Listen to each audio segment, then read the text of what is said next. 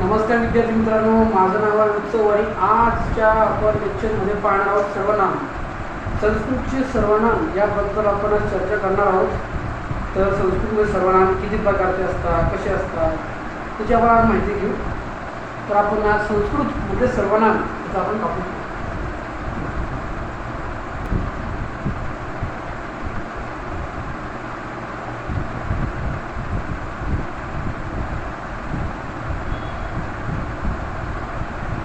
सर्वनाम. पण सर्वनाम समजून घ्यायच्या आधी एक गोष्ट तुम्हाला क्लिअर करावं लागेल, लिंग आणि वचन. पण वचन बघू किती वचन असतं. वचनाबद्दल तुम्हाला थोडी बेसिक माहिती असेलच. पहिलं असतं एक वचन.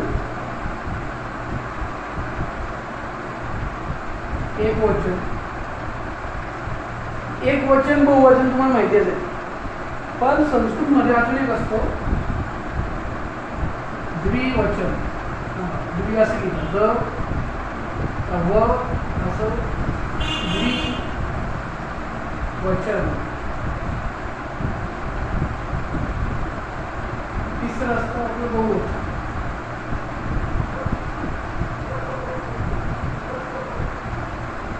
आता एक वचन, द्विवचन, बहुवचन, तीन वचन आहे.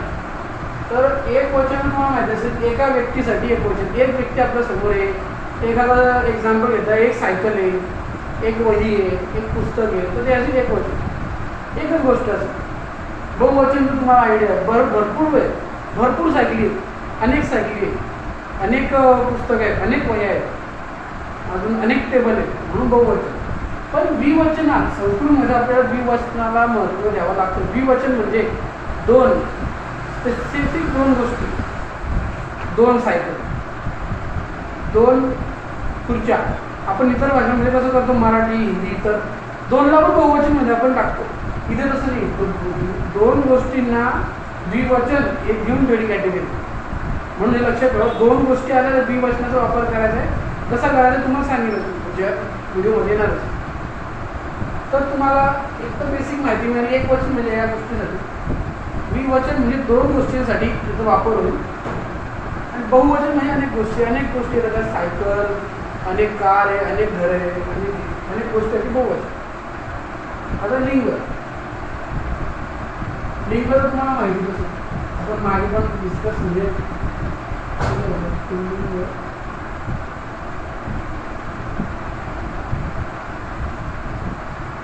स्त्रीलिंग,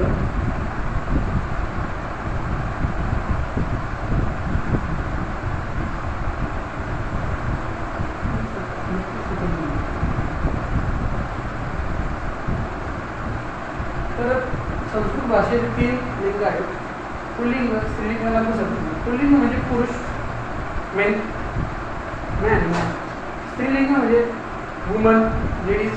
नपुसक नॉन लिव्हिंग. कुत्र झालं, कुत्र, प्राणी, वस्तू, ते आहे नपुसक. आता मेन गोष्ट अशी आता आपण बघूया नाम, सर्वनाम. सर्वनामांमध्ये आपण हा प्रकार बघूया.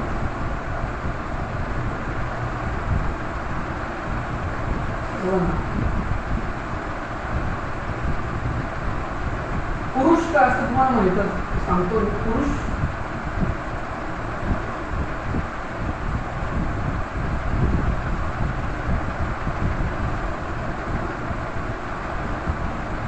पुरुषवाचक सर्वनाम म्हणजे पुरुष म्हणजे तो पुरुष नाही.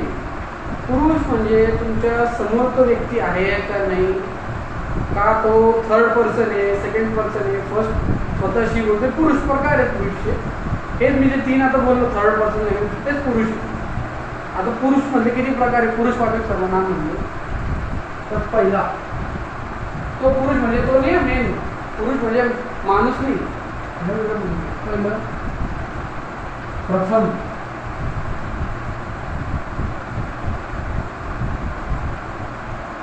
वाचक, प्रथम पुरुष.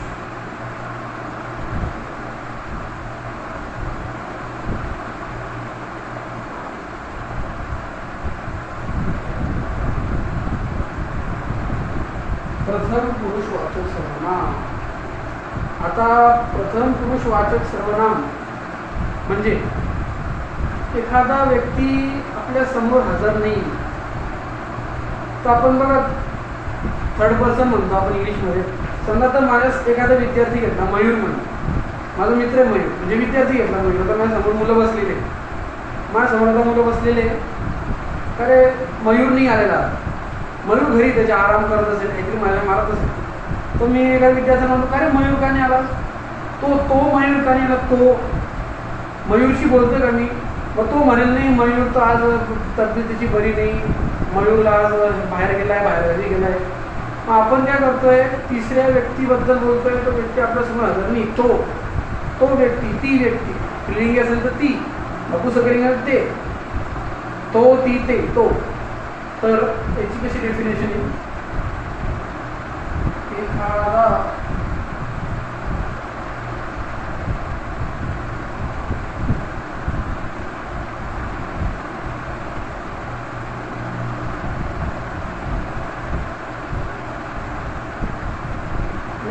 समोर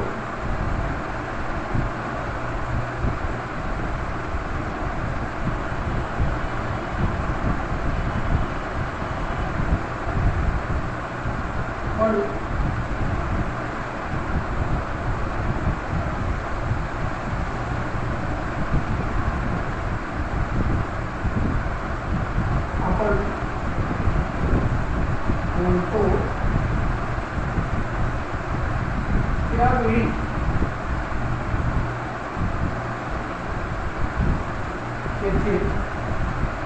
त्यावेळी आपण तिथे प्रथम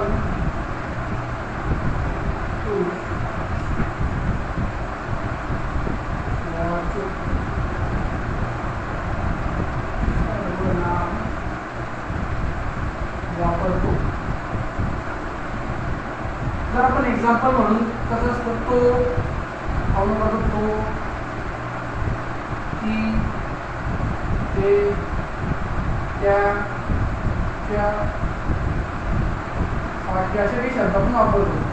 तो, ती, ते, त्याच्या घरी तो आला नाही, ती आली नाही, ते आलं नाही, आपण असे वापरतो. थर्ड पर्सन तो आपल्या समोर उपस्थित नाही. आता हे झालं प्रथम पुरुषवाचक सर्वनामाची गोष्ट. आता आपण पुढे बघूया.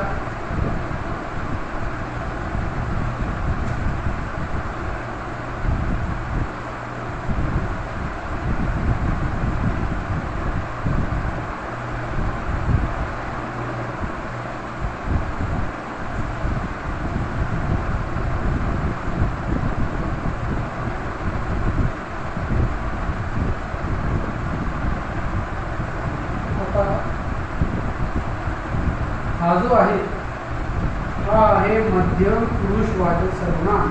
मध्यम पुरुषचा अर्थ म्हणजे मधला माणूस नाही. मध्यम पुरुषचा अर्थ आता तुम्हाला सांगतो. मध्यम पुरुषचा अर्थ म्हणजे आता एखादा व्यक्ती आपल्यासमोर हजर आहे. आपण बोलतो का रे, तू आज वही आणली का? तू काय करतोय? तू शब्द वापरतो. तूकडे लक्ष द्या. तू आज वही आणली नाही, तू आज अभ्यास केला नाही, तू आज गृहपाठ केला नाही, तुम्ही सर्वजण माझे विद्यार्थी आहात, तुम्ही सर्वजण माझे मित्र आहात. तुम्ही तर बहुवचन झालं, तू एक वचन झालं. तर तसं तू सेकंड पर्सन आपल्या समोर तू उपस्थित आहे, सेकंड पर्सन, त्याच्यासाठी आपण मध्यम पुरुषवाचक सर्वनाम वापरतो. त्याची कशी व्याख्या होती?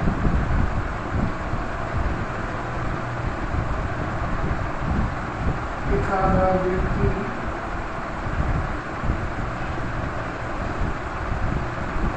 आपल्या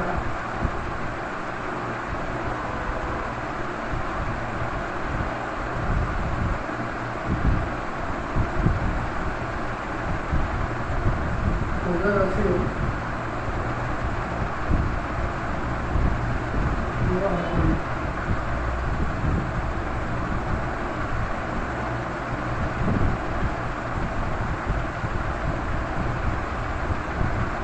त्याच्याबद्दल बोलत असू.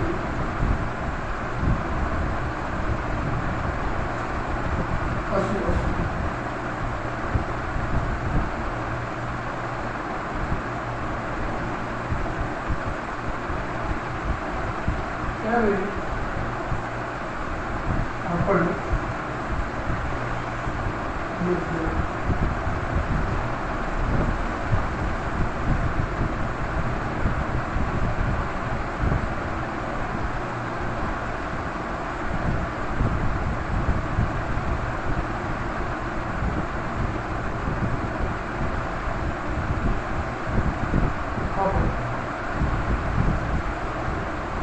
एखादा व्यक्ती आपल्या समोर हजर असेल व आपण त्याच्याबद्दल बोलत असू त्यावेळी आपण मध्यम पुरुष वाचक सर्वनाम वापरतो. उदाहरणार्थ तू,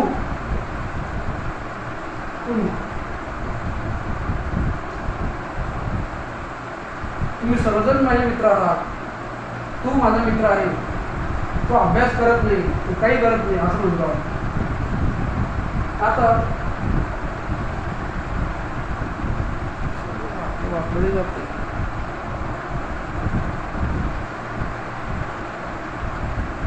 तिसरं जे हे पहिलं पुस्तक आहे, स्क्रीनशॉट काढूया. स्क्रीनशॉट काढा, महत्वाचं आहे. पहिलं पुस्तक मी स्क्रीनशॉट काढला.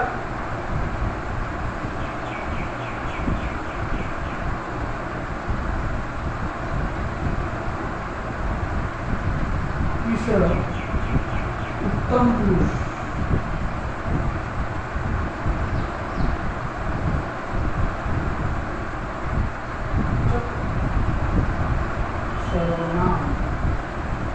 ते काय नाही, थोडासा असं होतं ते लिहिताना थोडंसं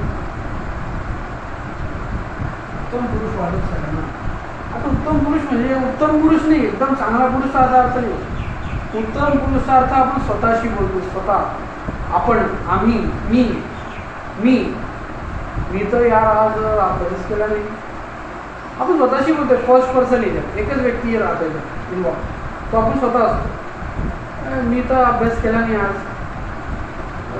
मी तर आज बाहेरच गेलो नाही, मी आज शाळेत गेलो नाही, मी आज क्रिकेट मॅच पाहिजे नाही, मी आज क्रिकेट मॅच पाहिजे, मी आज गृहपाठ केला, मी आज मी आम्ही पण म्हणते ना, आम्ही सर्वजण दुबईला जाणार, आम्ही सर्वजण संभाजीनगरला जाणार, आम्ही जळगावला राहतो. तर तसं आम्ही, तर याचा अर्थ कसं होईल व्याख्या की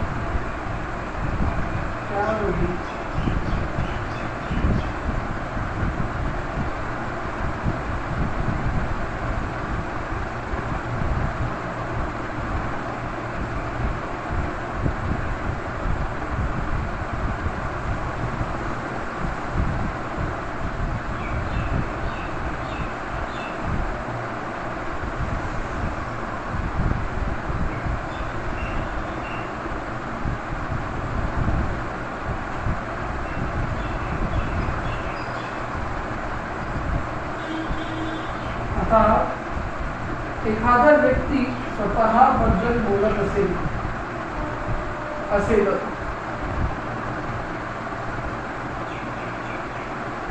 त्यावेळी त्याचे उत्तम पुरुषवाचक सर्वनाम वापरले जाते.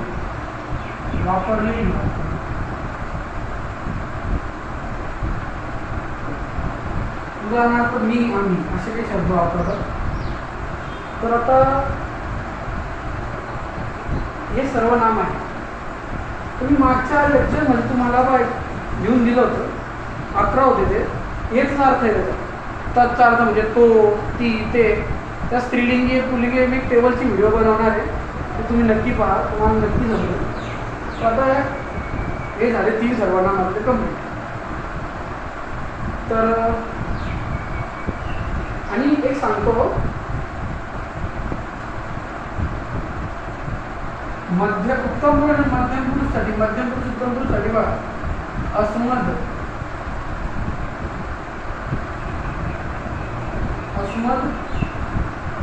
युष्मद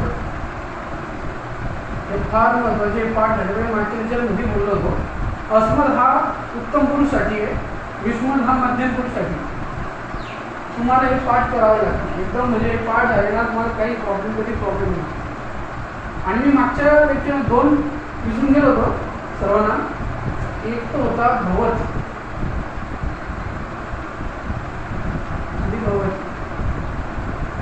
जो आहे हा पुल्लिंगी आहे, भवती स्त्रीलिंगी आहे.